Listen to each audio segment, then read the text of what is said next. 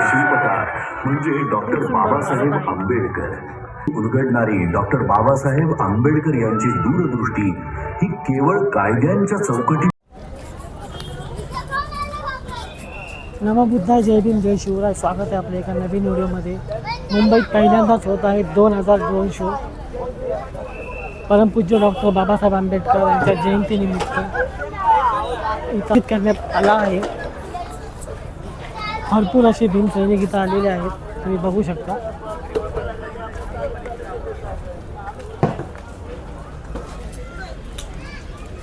काही येत आहेत, काही जात आहेत. तर आता मग आपण आतमध्ये जाऊन पाहूया आपला ड्रोन शो.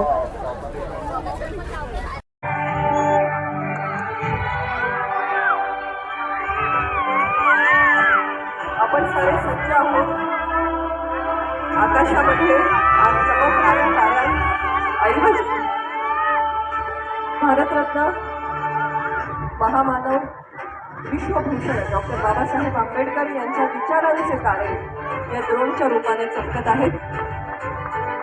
अनेक विक्रम ज्यांनी साकार केले, ज्यांच्या पदव्या लिहायला कदाचित कागद अपुरा पडेल इतकं बुद्धिमान असं व्यक्तिमत्व. पहिले भारतीय ज्यांनी परदेशामध्ये जाऊन अर्थशास्त्रामध्ये PhD ही सर्वोच्च पदवी संपादन केली. भारताचे पहिले कायदे मंत्री, मजूर मंत्री, सगळ्यांना समान हक्क मिळावा यासाठी संविधानामध्ये सामाजिक न्याय, समता आणि बंधुता यांचं दृढ असं अधिष्ठान देणारे भारतीय राज्यघटनेचे शिल्पकार महामानव डॉक्टर बाबासाहेब आंबेडकर यांचं हे 135वं जयंती वर्ष. हे जयंती वर्ष एक प्रेरणादायी वर्ष असावं, यातून साकार झालेला हा सोहळा. सीमारेषांची चौकट नाही, तर ती असंख्य भाषा, विविध धर्म आणि जाती जमातींच्या गुंतागुंतीतून आकार घेतलेली आणि संस्कृतींच्या अखंड प्रवाहाने समृद्ध झालेली एक दिव्य जिवंत चेतना आहे.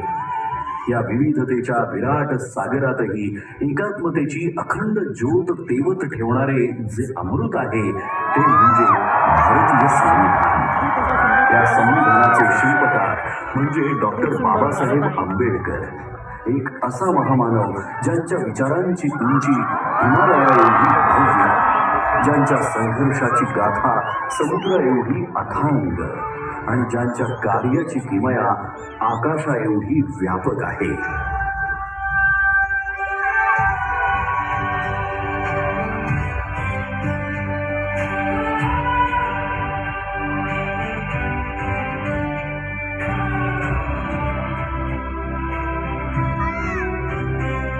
संविधानाच्या प्रत्येक ओळीतून उलगडणारी डॉक्टर बाबासाहेब आंबेडकर यांची दूरदृष्टी ही केवळ कायद्यांच्या चौकटीपुरती मर्यादित नाही, तर ती एका आदर्श समाज रचनेची जिवंत प्रतिमा आहे.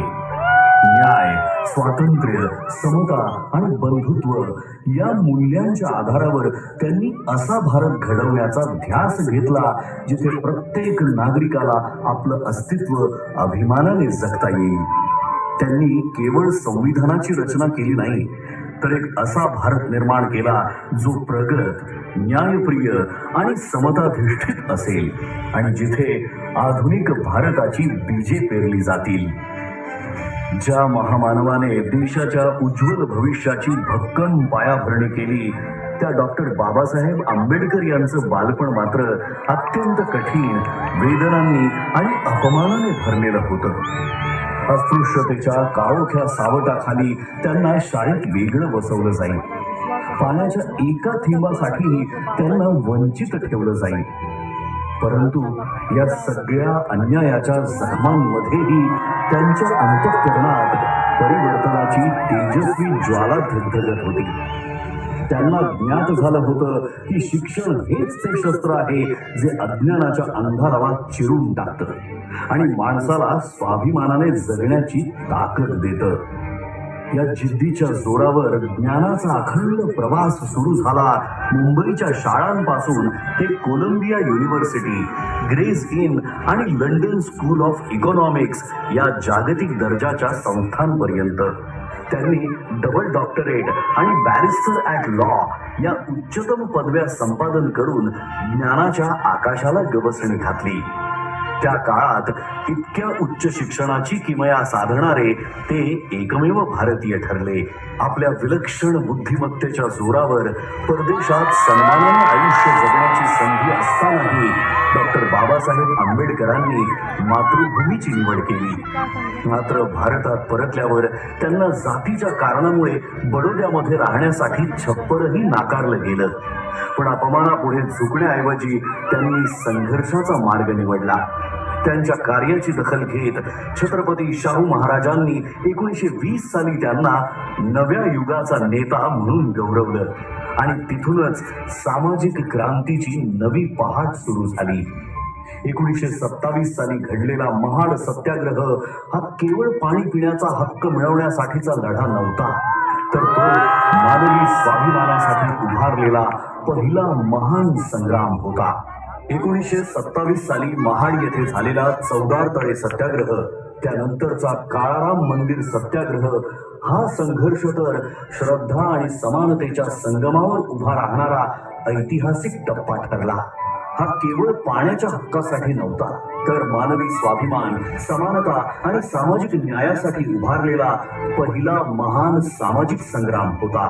1930 ते 1932 या कालखंडात डॉक्टर बाबासाहेब आंबेडकर यांनी गोलमेज परिषदेमध्ये सहभाग घेत वंचित, पीडित आणि शोषित समाजाचा आवाज जागतिक स्तरावर पोहोचवला. अनहायलेशन ऑफ कास्ट या त्यांच्या क्रांतिकारी ग्रंथातून त्यांनी जाती व्यवस्थेच्या मूळ पायालाच हादरा दिला. त्यांनी निर्भीडपणे सांगितलं की जोपर्यंत जात अस्तित्वात आहे तोपर्यंत खऱ्या अर्थाने लोकशाही फुलू शकत नाही.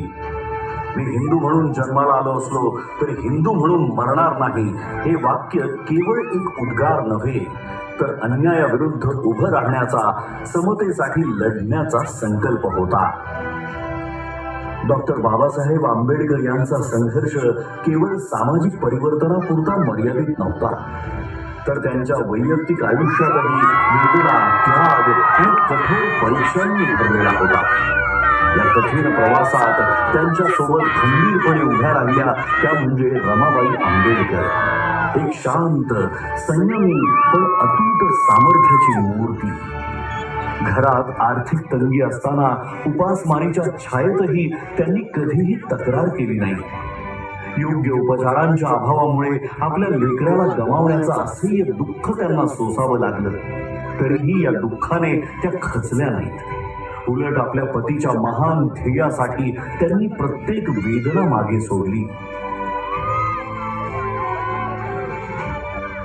डॉक्टर बाबासाहेब आंबेडकरांनी केवळ दलितांच्या वेदनांना वाचा फोडली नाही, तर त्या प्रत्येक माणसासाठी आवाज उठवला ज्याच्यावर अन्याय झाला, जो शोषित होता आणि ज्याला आपल्या कष्टांचं योग्य मूल्य मिळत नव्हतं.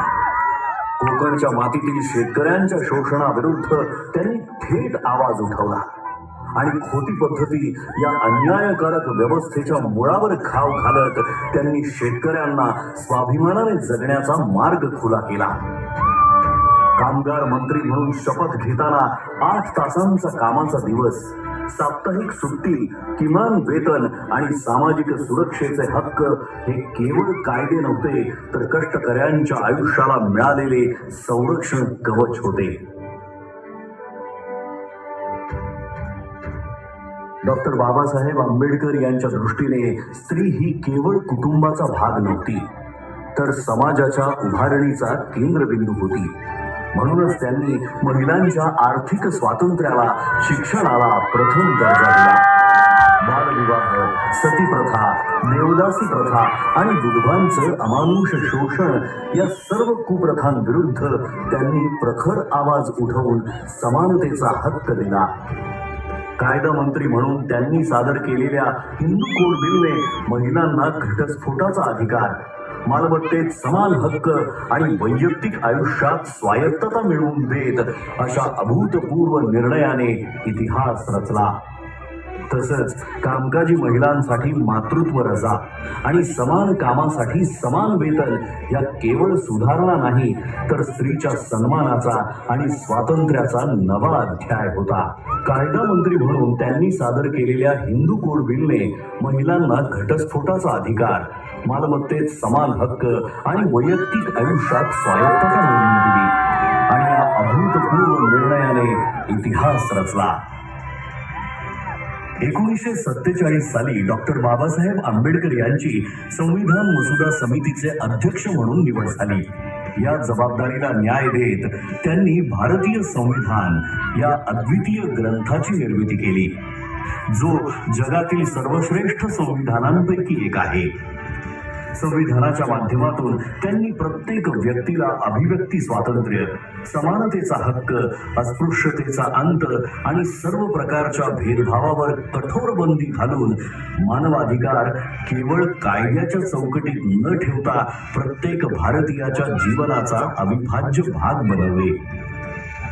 तसंच समता, करुणा आणि प्रज्ञेच्या प्रकाशात त्यांच्या आत्मसन्मानाला एक नवी उंची प्राप्त करून दिली.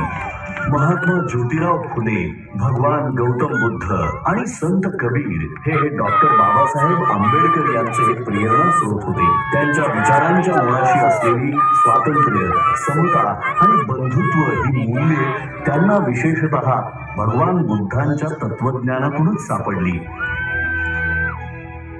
14 ऑक्टोबर 1956 रोजी नागपूर येथील दीक्षाभूमीवर इतिहासाला वळण देणारा तो निर्णायक क्षण आला. त्या दिवशी डॉक्टर बाबासाहेब आंबेडकरांनी बौद्ध धम्माचा स्वीकार केला आणि सुमारे 5 लाख अनुयायांना धम्मदीक्षा देऊन एका महान सामाजिक क्रांतीची सुरुवात केली. जगातील सर्वात मोठे शांततापूर्ण सामूहिक धर्मांतर म्हणून या घटनेची इतिहासात नोंद झाली. त्यांनी केवळ संविधानाची निर्मिती केली नाही, तर एका सशक्त, न्यायप्रिय आणि एकात्म राष्ट्राचा पाया रचला. म्हणूनच ते केवळ एका समाजाचे नेते नाहीत, तर संपूर्ण भारताचे राष्ट्र निर्माते आहेत. अशा या महान विभूतीचे, या युगपुरुषाचे आपण आज कृतज्ञतेने स्मरण करूया आणि अभिमानाने, आत्मसन्मानाने आणि एकतेच्या भावनेने म्हणूया, जय भीम, जय भीम, जय भीम.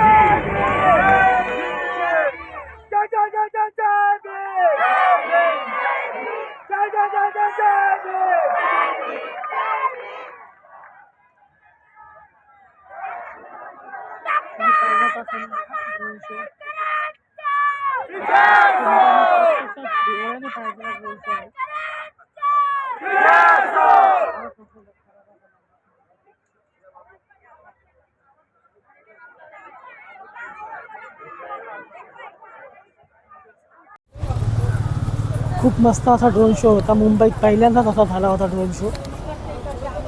तुम्हालाही नक्कीच व्हिडिओ आवडल्यास नक्कीच लाईक करा, शेअर करा, कमेंट करा आणि सबस्क्राईब करा. जय भीम.